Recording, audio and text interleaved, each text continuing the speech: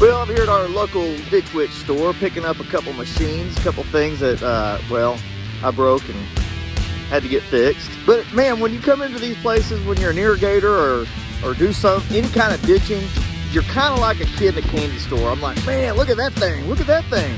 So I wanted to show you a couple of things that, hey, might be kind of cool to have. Of course, if you had the money. Let me show you something. Here's the machine we're picking up today. I had this attachment had to get fixed, and so this is our older SK 755. Still a good machine, works great.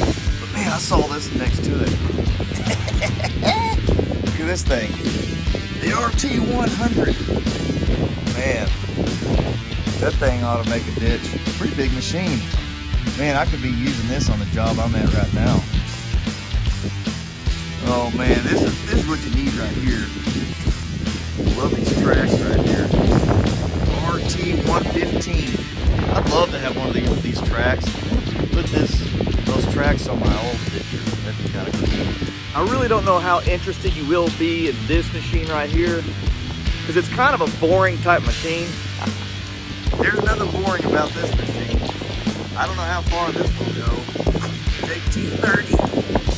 Pretty big machine though. On this big tractor trailer. Not too bad. I've actually really been wanting to see one of these. There's a few of them here in town, but not very many. Not too many guys are getting them yet. It's the SK3000. This is a pretty big stand-on type track machine. Little bit, I don't know if it's too big, not big enough, but man, pretty cool. Man, these things are huge. For a stand-on machine, this is definitely big. Man, look at this. What's cool is you don't have a key, so you're turning it on here and you're putting in codes. You've got some other features to run your hydraulics now with your thumb, so pretty cool. You know, if you're interested in something like this, you want us to do a full walk-around video, let me know in the comments below and we'll try to figure something out.